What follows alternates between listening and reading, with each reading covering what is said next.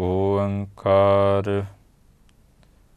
सतनाम करता पुरख निरभउ निर्वैर अकाल मूरत अजूनी सैभं गुर प्रसाद। दुए कर जोड़ मांगो एक दाना साहिब तुठै पावां सास सास नानक आराधे आठ पहर गुण गावां। काबिल अदब परम सन्मानयोग छतर चवर तखत दे मालक साहिब सतगुरु धन धन धन श्री गुरु ग्रंथ साहिब महाराज जी की अपार बख्शिश मेरामत का सदका और आप देश विदेश की धरती ते वसदियां होइयां गुरु प्यारियां संगतां दे प्यार सहयोग दे नाल जो अजीत वैब टीवी दे वल्लों गुरबाणी विचार प्रोग्राम दे अधीन सतगुरां दे पावन पवित्र गुरबाणी दे खजाने नूं खोलण दा समझण दा और संगतां तक पहुँचाउण दा जो विशेष उपराला कीता गया है उसे दे तहत आपां जपजी साहिब दी पावन बाणी नूं विचारण दा यतन कर रहे हैं। तो आओ अज 8वीं पौड़ी दी विचार आपां सांझी करनी है। करो किरपा बख्शो असीस। विचारां दी प्रारंभता करन तो पहिलां सहबे कमाल किरपालू पिता बादशाह दरवेश पुत्रां दे दानी अमृत के दाते कादरे हरकार बेकसारा यार हक राग गंजूर जुमला फैजे नूर बाजां वाले सतगुरु धन धन श्री गुरु गोबिंद सिंह साहिब जी द्वारा बख्शिश की गई फतेह। धन धन श्री गुरु ग्रंथ साहिब जी दे चरना कमलों का ध्यान धरदियां होयां अपनी मुबारक रसना तो अदब सहित शीश झुकाउंदियां होयां फतेह दी सांझ करो सारे। आखो जी वाहिगुरू जी का खालसा वाहिगुरू जी की फतेह। हुण तक आपां 7 पौड़ियां दी विचार सांझी कीती सी। अज 8वीं पौड़ी जिस अंदर महाराज ने सुनन तो बात आरंभ की है। पहलां आपां इहदा मूल पाठ सुनिया सिद्ध पीर सुरनाथ। कई सज्जण रोज़ आप जी जिहड़े बाणी पढ़ते हो थोड़ा जिहा ध्यान देण दी लोड़ है। सुनिया शब्द नहीं है किते भी, शब्द है नाणे नूं सिहारी दे नाल ते ऐड़े दे उत्ते दलावां ने सुनिया जो इहदा उचारण है। मुख रूप विच आपां 4 पौड़ियां विच ध्यान रखना। सुनिया सिद्ध पीर सुरनाथ, सुनिया धरत धवल आकाश, सुनिया दीप लो पाताल, सुनिया पो ना सकै काल, नानक भगतां सदा विगास, सुनिया दुख पाप का नाश। ये सतगुरु सच्चे पातशाह महाराज किरपा करदे आ, मेहर करदे आ, क्योंकि गुरबाणी दे अंदर महाराज ने सुनन का बड़ा वड्डा महात्म किया। इसे करके सानू सत संगत दिती है ते सत संगत दे विच बैठ के असीं गुरु की गल सुनते हैं, गुरु की बात जिहड़ी वो सुनते हैं ते गुरु की बात सुन के ही फिर मनण वाला पासा आउंदा। आपां मन्नांगे बाद विच ही, पहलां सुनांगे फिर मनण वाली बात आएगी। ते जे आपां सुनदे ही नहीं तो फिर मनण वाली गल किवें आएगी। इसे करके किसी भी चीज़ नूं पहलां कुछ करन तो सुनना समझना विचारना बड़ा जरूरी है। तां करके महाराज ने गुरबाणी अंदर एक बचन किया, कहंदे सुन सुन नाम तुम्हारा प्रीतम प्रभ पेखण का चाओ। कहंदे मालिक है प्रीतम प्रभु तेरियां बातां सुन सुन के मैनू प्रभु नूं वेखण दा चाह पैदा हो गया। जिवें आप बहुत संगतां जो विदेश की धरती ते वसदे हो, चाहे वो अमेरिका है, कैनेडा है, चाहे इंग्लैंड है या इटली फ्रांस, जिन्ने भी बाहरले देश ने जिन्हों असीं विदेश कह दिंदे, जां इस देश इंडिया दे विच आप जी किसी शहर दे विच जां किसी अपने पिंड तो बाਅਦ किसी होर थां दे बशिंदे हो, ਆਪ ਜੀ ਨੇ ਪਹਿਲਾਂ ਉਸ ਜਗ੍ਹਾ ਬਾਰੇ ਸੁਣਿਆ, ਫਿਰ ਤੁਹਾਡੇ ਮਨ ਵਿੱਚ ਵਿਚਾਰ ਆਈ ਵੀ ਨਹੀਂ ਉੱਥੇ ਜਾਣਾ ਚਾਹੀਦਾ, ਉੱਥੋਂ ਦਾ ਨਿਯਮ ਕਿੰਨੇ ਸੁੰਦਰ ਨੇ ਜਾਂ ਕੀ ਹੈ, ਚੀਜ਼ਾਂ ਤੁਸੀਂ ਸੁਣੀਆਂ ਨੇ, ਫਿਰ ਤੁਹਾਡੇ ਅੰਦਰ ਇੱਕ ਖਿੱਚ ਪੈਦਾ ਹੋਈ ਹੈ ਬਈ ਉੱਥੇ ਜਾਣਾ ਚਾਹੀਦਾ, ਵੇਖਣਾ ਚਾਹੀਦਾ। ਅਤੇ ਜਦੋਂ ਉਹ ਖਿੱਚ ਪੈਦਾ ਹੋਈ ਹੈ ਅਤੇ ਤੁਸੀਂ ਉਸ ਜਗ੍ਹਾ 'ਤੇ ਪਹੁੰਚ ਗਏ। ਅਤੇ ਜੇ ਤੁਸੀਂ ਉਹਦੇ ਬਾਰੇ ਸੁਣਿਆ ਹੀ ਨਹੀਂ, ਕਿਤੇ ਪੜ੍ਹਿਆ ਹੀ ਨਾ ਹੋਵੇ, ਸੁਣਿਆ ਹੀ ਨਾ ਹੋਵੇ, ਅਤੇ ਬੰਦਾ ਉੱਥੇ ਕਿਵੇਂ ਜਾ ਸਕਦਾ? ਨਹੀਂ ਜਾ ਸਕਦਾ। ਇਸੇ ਤਰ੍ਹਾਂ ਉਸ ਅਕਾਲ ਪੁਰਖ ਵਾਹਿਗੁਰੂ ਪਰਮੇਸ਼ਰ ਦਾ ਨਾਮ ਸੁਣ ਸੁਣ ਕੇ, ਮਹਾਰਾਜ ਕਹਿੰਦੇ ਸੁਣ ਸੁਣ ਨਾਮ ਤੁਮਹਾਰਾ ਪ੍ਰੀਤਮ, ਤੇਰਾ ਨਾਮ ਸੁਣ ਸੁਣ ਕੇ ਫਿਰ ਮਾਲਕ ਤੈਨੂੰ ਵੇਖਣ ਦਾ, ਪ੍ਰਭ ਪੇਖਣ ਕਾ ਚਾਓ, ਮੇਰੇ ਮਨ ਅੰਦਰ ਤੁਹਾਨੂੰ ਵੇਖਣ ਦਾ ਚਾਅ ਪੈਦਾ ਹੋ ਗਿਆ ਵੀ ਮੇਰੇ ਮਾਲਕ ਨੂੰ ਮੈਂ ਵੇਖਾਂ ਤਾਂ ਸਹੀ ਜਾ ਕੇ, ਕੈਸਾ ਹੈ, ਮੈਂ ਉਹਦੇ ਦੀਦਾਰ ਕਰਾਂ। ਬਹੁਤ ਸਾਰੀਆਂ ਇਤਿਹਾਸ ਦੇ ਵਿੱਚ ਸਾਖੀਆਂ ਬਾਬਾ ਲਹਿਣਾ ਜੀ ਨੇ ਪਹਿਲਾਂ ਸੁਣਿਆ ਸੀ, ਗੁਰੂ ਨਾਨਕ ਸਾਹਿਬ ਜੀ ਬਾਰੇ ਪਹਿਲਾਂ ਸੁਣਿਆ। ਭਾਈ ਜੋਧ ਜੀ ਹੋਣਾ ਤੋਂ ਆਸਾ ਕੀ ਵਾਰ ਦੀ 21 ਨੰਬਰ ਪੌੜੀ, ਜਿਤ ਸੇਵਿਆ ਸੁਖ ਪਾਈਐ ਸੋ ਸਾਹਿਬ ਸਦਾ ਸੰਭਾਲੀਐ, ਜਿਤ ਕੀਤਾ ਪਾਈਐ ਆਪਣਾ ਸਾ ਘਾਲ ਬੁਰੀ ਕਿਉਂ ਘਾਲੀਐ, ਸੁਣਿਆ ਉਹਨਾਂ ਨੇ ਪਹਿਲਾਂ। ਫਿਰ ਪੁੱਛਿਆ ਵੀ ਇਹ ਬਾਣੀ ਕਿਹਦੀ ਹੈ, ਅਤੇ ਭਾਈ ਜੋਧ ਕਹਿੰਦਾ ਮੇਰੇ ਗੁਰੂ ਨਾਨਕ ਸਾਹਿਬ ਦੀ। ਉਹਦੇ ਤੋਂ ਬਾਅਦ ਇੱਕ ਭਾਈ ਸਿੱਖ ਹੋਇਆ, ਭਾਈ ਸ਼ੀਆਂ, ਉਹਦਾ ਜੀਵਨ ਵੇਖਿਆ, ਉਹਨੂੰ ਵੀ ਪੁੱਛਿਆ, ਉਹਨੇ ਵੀ ਗੁਰੂ ਨਾਨਕ ਸਾਹਿਬ ਬਾਰੇ ਦੱਸਿਆ। ਅਤੇ ਜਦੋਂ ਗੁਰੂ ਨਾਨਕ ਸਾਹਿਬ ਜੀ ਬਾਰੇ ਸੁਣਿਆ, ਇੱਕ ਦਿਨ ਉਹ ਵੀ ਆਇਆ ਜਿੱਦਣ ਅੰਦਰ ਖਿੱਚ ਇੰਨੀ ਪਈ ਕਿ ਕਰਤਾਰਪੁਰ ਸਾਹਿਬ ਦੀ ਧਰਤੀ 'ਤੇ ਜਾ ਕੇ ਮਿਲਣ ਵਾਸਤੇ ਮਜਬੂਰ ਹੋ ਗਏ।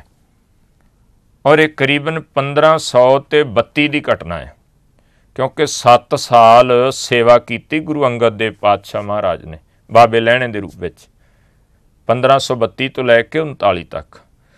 ਤੋਂ ਪਹਿਲਾਂ ਸੁਣਿਆ ਗੁਰੂ ਨਾਨਕ ਸਾਹਿਬ ਜੀ ਬਾਰੇ, ਅਤੇ ਫਿਰ ਵੇਖਣ ਦਾ ਚਾਅ ਪੈਦਾ ਹੋ ਗਿਆ। ਜਦੋਂ ਵੇਖੇ ਮਿਲੇ ਜਾ ਕੇ, ਫਿਰ ਸਦਾ ਵਾਸਤੇ ਹੀ ਘੋੜੀ ਦੀ ਵਾਗ ਨਹੀਂ ਫੜਾਈ ਗੁਰੂ ਨਾਨਕ ਸਾਹਿਬ ਨੂੰ, ਆਪਣੇ ਮਨ ਦੀਆਂ ਵਾਗਾਂ ਫੜਾ ਦਿੱਤੀਆਂ, ਜਿਹਨੂੰ ਆਪਾਂ ਕਿ ਪੜ੍ਹਦੇ ਨਾ ਗੁਰਬਾਣੀ ਅੰਦਰ, ਜੀ ਜੰਤ ਤੇਰੇ ਧਾਰੇ ਪ੍ਰਭ ਡੋਰੀ ਹੱਥ ਤੁਮਾਰੇ। ਆਪਣੇ ਜੀਵਨ ਦੀ ਡੋਰੀ ਉਸ ਮਾਲਕ ਨੂੰ ਮਨ ਵੇਚਿਆ, ਸਤਿਗੁਰ ਕੇ ਪਾਸ ਦੇ ਦਿੱਤਾ, ਅਤੇ ਮਾਲਕ ਹੁਣ ਜਿਵੇਂ ਤੂੰ ਰੱਖੇ ਮੈਂ ਰਹਿਣ ਲਈ ਤਿਆਰ ਹਾਂ।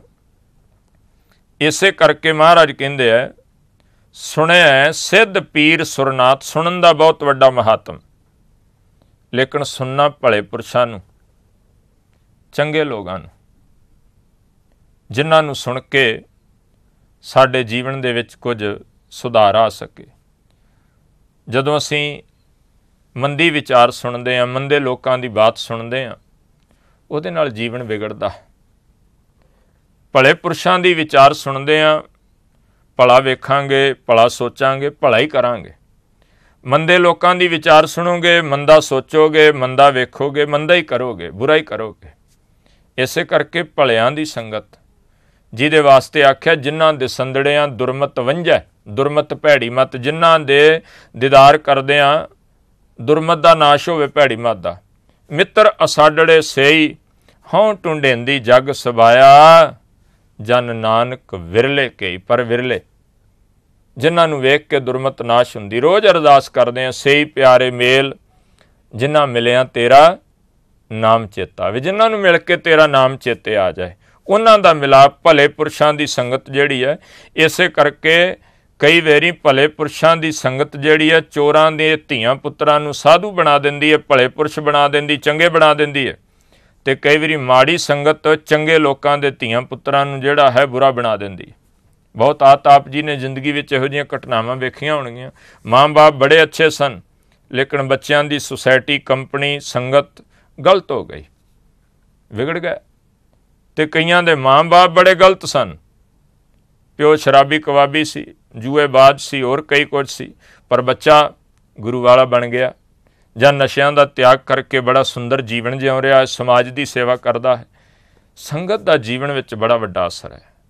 ਉਹ ਫਿਰ ਭਲੇ ਲੋਕਾਂ ਦੀ ਜਦੋਂ ਸੁਣਦਾ ਹੈ, ਭਲੇ ਲੋਕਾਂ ਦੀ ਸੰਗਤ ਕਰਦਾ ਹੈ। ਕਹਿੰਦੇ ਗੁਰੂ ਦੀ ਸਿੱਖਿਆ ਸੁਣਨ ਦੇ ਨਾਲ ਸਿੱਧ ਮੱਤ ਦੇ ਸਿੱਧਾਂ, ਅਤੇ ਕਹਿੰਦੇ ਫਿਰ ਨਾਲ ਪੀਰ ਜਿਹੜੇ ਨੇ ਉਹ ਇਸਲਾਮ ਦੇ ਵਿੱਚ ਹੁੰਦੇ। ਸਿੱਧ ਜਿਹੜਾ ਹੈ ਉਹ ਜੋਗੀਆਂ ਦੇ ਵਿੱਚ, ਜਿਸ ਦਾ ਸੰਬੰਧ ਸਿੱਧ ਮੱਤ ਨਾਲ, ਜੋਗੀ ਮੱਤ ਨਾਲ, ਅਤੇ ਪੀਰ ਸ਼ਬਦ ਆ ਜਾਏਗਾ ਮੁਸਲਮਾਨੀ ਮੱਤ ਦੇ ਨਾਲ, ਮੁਸਲਮਾਨ ਵੀਰਾਂ ਦਾ ਜਿਹੜਾ ਮੱਤ ਹੈ। ਤੇ ਕਹਿੰਦੇ ਉਹਦੇ ਨਾਲ ਸੁਰ ਕਹਿੰਦੇ ਦੇਵਤਿਆਂ ਨੂੰ, ਜੋ ਹਿੰਦੂ ਮੱਤ ਦੇ ਵਿੱਚ, ਹਿੰਦੂ ਵੀਰਾਂ ਦੇ ਧਰਮ ਦੇ ਵਿੱਚ ਕਹਿੰਦੇ ਨਾਥਾਂ ਜਿਹੀ।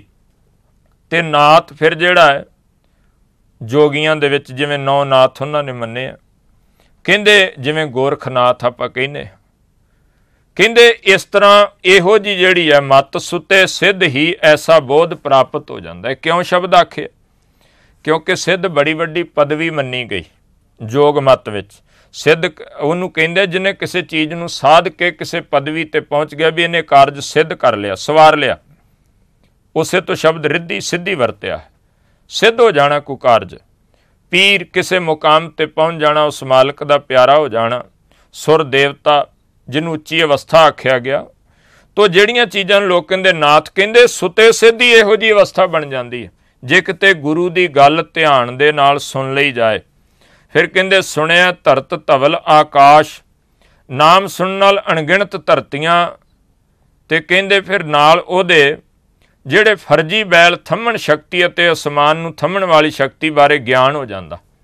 ਵੀ ਪਹਿਲਾਂ ਤਾਂ ਇਹ ਸੋਚਦਾ ਸੀ ਨਾ ਵੀ ਇਹ ਧਰਤੀ ਦੇ ਥੱਲੇ ਇੱਕ ਬੈਲ ਖਲੋਤਾ, ਉਹਨੇ ਧਰਤੀ ਜਿਹੜੀ ਹੈ ਉਹ ਚੁੱਕੀ ਸਿੰਘ ਤੇ ਪਹਿਲਾਂ ਲੋਕ ਇਹੋ ਕੁਝ ਕਰਦੇ ਸੀ ਵੀ ਜਦੋਂ ਵੀ ਅਰਥਕੁਇਕ ਆਉਂਦਾ ਆਉਂਦੇ ਜੀ ਬਲਦ ਨੇ ਸਿੰਘ ਬਦਲਿਆ, ਉਹ ਥੱਕ ਗਿਆ ਸੀ ਤਾਂ ਹਿੱਲੀ, ਆ ਕੁਝ ਹੈ। ਲੇਕਿਨ ਅੱਜ ਤਾਂ ਬਹੁਤ ਕੁਝ ਡਿਸਕਵਰ ਹੋ ਗਿਆ ਸਾਡੇ ਸਾਹਮਣੇ।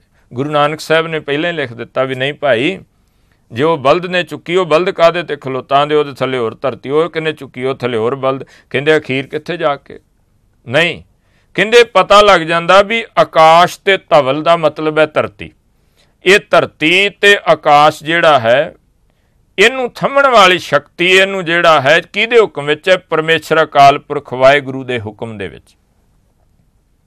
ਉਹਨੇ ਸਭ ਕੁਝ ਥੰਮਿਆ ਹੋਇਆ ਹੈ, ਉਹਦੇ ਹੁਕਮ ਦੇ ਵਿੱਚ ਸਭ ਕੁਝ ਜਿਹੜਾ ਬੱਝਾ, ਜਿਹਨੂੰ ਆਪਾਂ ਆਸਾ ਕੀ ਵਾਰ ਵਿੱਚ ਪੜ੍ਹਦੇ, ਭੈ ਵਿੱਚ ਪਵਨ ਵਹਿ ਸਦ ਵਾਓ, ਭੈ ਵਿੱਚ ਚੱਲੇ ਲੱਖ ਦਰਿਆਓ, ਭੈ ਵਿੱਚ ਅਗਨ ਕੱਢੈ ਵੇਗਾਰ, ਭੈ ਵਿੱਚ ਧਰਤੀ ਦੱਬੀ ਪਾਰ, ਭੈ ਵੇ ਸੂਰਜ ਪੈ। ਵੀ ਇਹ ਸਭ ਕੁਝ ਉਹਦੇ ਹੁਕਮ ਵਿੱਚ, ਭੈ ਦਾ ਅਰਥ ਹੈ ਹੁਕਮ, ਉਹਦੀ ਆਗਿਆ ਵਿੱਚ ਬੱਝੇ ਖਲੋਤੇ ਆ।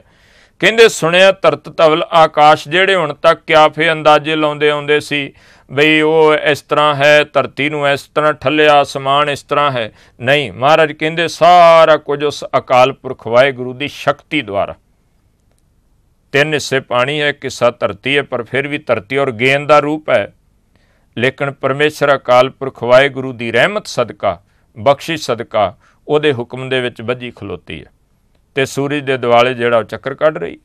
ਕਹਿੰਦੇ ਸੁਣਿਆ ਦੀਪ ਲੋ ਪਾਤਾਲ, ਨਾਮ ਸੁਣਨ ਨਾਲ ਦੀਪ ਕਹਿੰਦੇ ਨੇ ਟਾਪੂ ਜਿਵੇਂ ਛੋਟੇ ਛੋਟੇ ਹੁੰਦੇ ਆ, ਵੀ 4 ਚੁਫੇਰੇ ਪਾਣੀ ਤੇ ਆਦਿਕ ਹੋਵੇ, ਟਾਪੂ ਛੋਟੇ ਰੂਪਾਂ ਵਿੱਚ ਖੁਸ਼ਕੀ ਵਾਲੇ ਦੇਸ਼ਾਂ ਦੀ ਧਰਤੀ ਹੇਠ ਵਸਣ ਵਾਲੇ ਲੋਕਾਂ ਬਾਰੇ, ਲੋ ਪਾਤਾਲ, ਪਤਾਲ ਵਿੱਚ ਕਹਿੰਦੇ ਬਾਰੇ ਪਤਾ ਲੱਗ ਜਾਂਦਾ। ਕਹਿੰਦੇ ਸੋਝੀ ਆ ਜਾਂਦੀ। ਨਾਮ ਸੁਣਨ ਨਾਲ ਕਾਲ ਨੇੜੇ ਨਹੀਂ ਲੱਗ ਸਕਦਾ, ਸੁਣਿਆ ਪੋ ਨਾ ਸਕੈ ਕਾਲ। ਪਰਮੇਸ਼ਰ ਦਾ ਨਾਮ ਸੁਣਦੇ ਆ ਤੇ ਕਹਿੰਦੇ ਫਿਰ ਕਾਲ ਪੋ ਨਹੀਂ ਸਕਦਾ।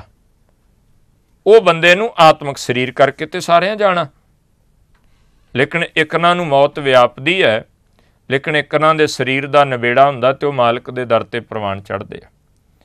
ਕਾਲ ਜਿਹੜਾ ਹੈ ਸਰੀਰ ਕਰਕੇ ਤਾਂ ਇੱਥੋਂ ਪੁੰਨੀ ਵੀ ਜਾਏਗਾ, ਪਾਪੀ ਵੀ ਜਾਏਗਾ, ਬਾਦਸ਼ਾਹ ਵੀ ਜਾਏਗਾ, ਫਕੀਰ ਵੀ ਜਾਏਗਾ, ਸਭ ਨੇ ਜਾਣਾ।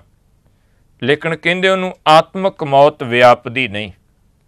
ਉਹਨੂੰ ਇਸ ਚੀਜ਼ ਦਾ ਪਤਾ ਲੱਗ ਜਾਂਦਾ, ਇਹ ਨਾਮ ਦੀ ਸ਼ਕਤੀ ਹੈ। ਕਹਿੰਦੇ ਜਿੱਥੇ ਦੀਪਾਂ ਲੋਹਾਂ, ਪਹਿਲਾਂ ਤਾਂ ਉਹ ਇਹ ਸਮਝਦਾ ਸੀ ਕੋਈ ਧਰਤੀ ਹੈ, ਪਰ ਜਦੋਂ ਗੁਰੂ ਨੇ ਦੱਸਿਆ ਵੀ ਇਹ ਤੇ ਪਤਾ ਨਹੀਂ ਕਿੰਨੇ ਕਾ ਪਿੱਛੇ ਆਪਾਂ ਵੇਖਿਆ ਨਾਸਾ ਦੇ ਵਿੱਚ, ਉਹਨਾਂ ਨੇ ਆਖਿਆ ਵੀ ਨਹੀਂ, ਇਹ 7 ਪਲੈਨਟ ਸਾਨੂੰ ਹੋਰ ਲੱਭੇ ਆ, ਔਰ ਉਹਨਾਂ ਵਿੱਚੋਂ 2-3 ਉੱਤੇ ਇਹ ਵੀ ਕਿਹਾ ਗਿਆ ਵੀ ਇੱਥੇ ਜਿਹੜਾ ਹੈ ਜੀਵਨ ਹੋਣ ਦੀ ਧਰਤੀ ਦੇ ਨਾਲੋਂ ਵੱਡੇ ਵੱਡੇ ਉਹ ਪਲੈਨਟ ਨੇ। ਪਰ ਮਹਾਰਾਜ ਕਦੋਂ, ਸੱਚੇ ਪਾਤਸ਼ਾਹ ਕਦੋਂ ਤੋਂ ਕਹਿੰਦੇ ਆ ਵੀ ਭਾਈ ਪਾਤਾਲਾਂ ਪਾਤਾਲ ਲੱਖ, ਆਗਾਸਾਂ ਆਗਾਸ। ਕਹਿੰਦੇ ਕੋਈ ਗਿਣਤੀ ਨਹੀਂ, ਕੋਈ ਜਿਹੜਾ ਹੈ ਉਹ ਗਿਣਤੀ ਮਿਣਤੀ ਕੀਤੀ ਨਹੀਂ ਜਾ ਸਕਦੀ। ਉਹ ਮਾਲਕ ਦੀ ਕੁਦਰਤ, ਤਾਂ ਹੀ ਕਹਿ ਦਿੱਤਾ ਬਲਿਹਾਰੀ ਕੁਦਰਤ ਵਸਿਆ ਤੇਰਾ ਅੰਤ ਨ ਜਾਈ ਲਖਿਆ।